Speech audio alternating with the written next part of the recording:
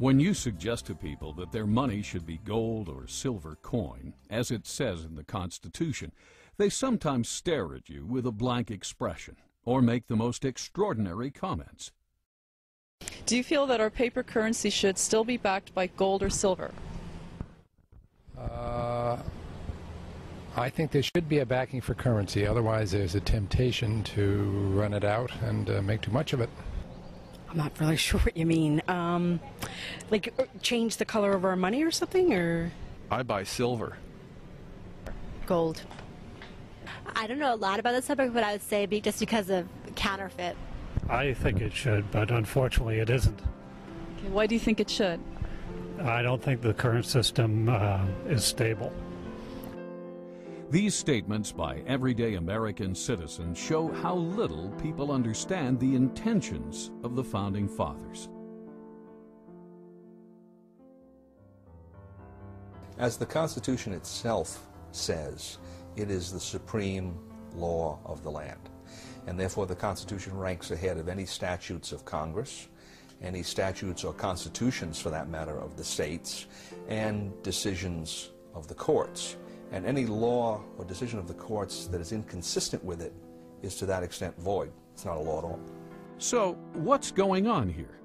Why does the Constitution clearly state that our money shall be coin, yet we are using government-issued, supposedly official, paper dollar bills? And we can't even redeem these for silver any longer.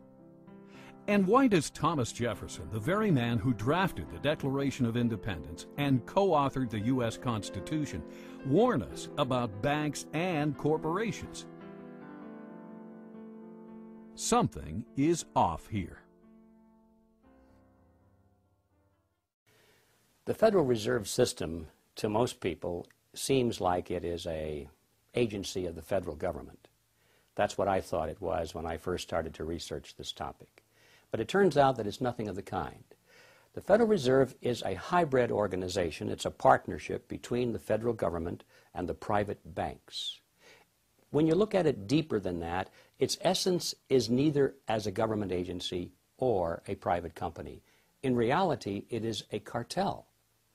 In other words, it's no different in essence than a banana cartel or a sugar cartel or an oil cartel.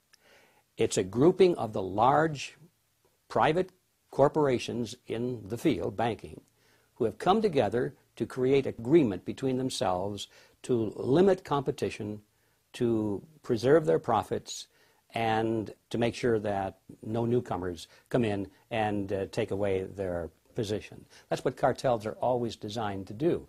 And it's a shocking thing to realize that something as prestigious as the Federal Reserve System, at its core, is nothing more or less than a banking cartel with exactly those same objectives.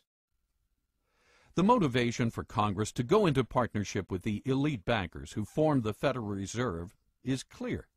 Endless amounts of money could effectively be printed up and lent to Congress. Thus, individual congressmen would no longer be forced to depend on raising taxes to generate additional revenue, an unpopular action that can cost them re-election. Ironically, if there were no Federal Reserve, there may have been no need for an income tax. The country did fine without it for 137 years. The income tax amendment was introduced the same year the Federal Reserve System was formed, 1913. Coincidence? Prior to the formation of the Federal Reserve System, the country never did better. In fact, that was the problem, at least for the major banks. Capital formation, also known as savings, was happening all over America. Other than panics, many of which were caused by unethical lending practices, America was doing great. So much so, the big New York banks were losing business. But why isn't the mainstream media telling us this story? What would motivate them to refrain from a critical interpretation of banking history and the Federal Reserve System, especially today, when they broadcast critical, even intimate reports on every other aspect of life?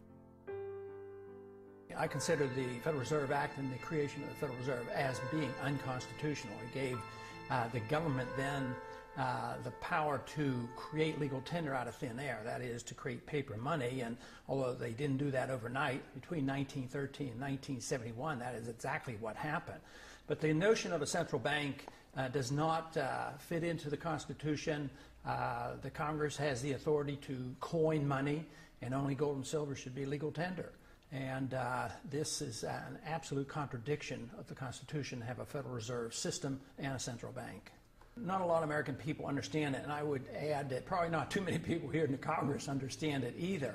I think they see it as a convenience, and I think a lot of other people see it as a convenience because they think they're protected by the type of system that we have. But a fiat monetary system or a paper money system is merely a system where the government has this power and authority to dictate and insist that a piece of paper is legal tender. And even members of the banking committee have come up to me and they said, "You mean our dollar isn't backed by gold anymore?" Not realizing that the Federal Reserve really accommodates big government bureaucrats and politicians. There's another major problem with the system in that the system is a cartel structure, which means that they've taken all the banks in the country and put them into one economic unit that's essentially regulated from the top by the Board of Governors of the Federal Reserve System. Comes 1932-33, you had the crash. The Roosevelt administration came in, and one of the first important pieces of legislation that was passed was the National Industrial Recovery Act of 1933. And the National Industrial Recovery Act of 1933 did for all industries in the economy the same thing that the Federal Reserve System did for the banks in 1913. It created a cartel structure. All the steel producers were in one group, poultry people were in another group, mining people were in another group, and on top of this whole thing was something that looked like the Board of Governors called the National Recovery Administration. The National Industrial Recovery Act was challenged as to its constitutionality, and a case went to the Supreme Court in 1935, the Schechter poultry case. And the Supreme Court unanimously declared it unconstitutional. They said this kind of delegation of power by Congress to private parties is, and this is an exact quote, unknown to our law, unquote. You couldn't find it anywhere by any method of interpretation, simply unknown. Well, the difference between the National Industrial Recovery Act and the Federal Reserve Act is essentially zero. The peculiarity here is that the Federal Reserve Act has never gotten that question to the Supreme Court. Let's take a second look at the words of Thomas Jefferson. A deeper look at exactly who owns and operates the private banks known as the Federal Reserve System, and what their mission statement might be. The banks and corporations that will grow up around them will deprive the people of all their prosperity. Interesting that Jefferson not only mentions the banks that will grow up, but the corporations as well. Bear in mind that each one of the Federal Reserve Banks is basically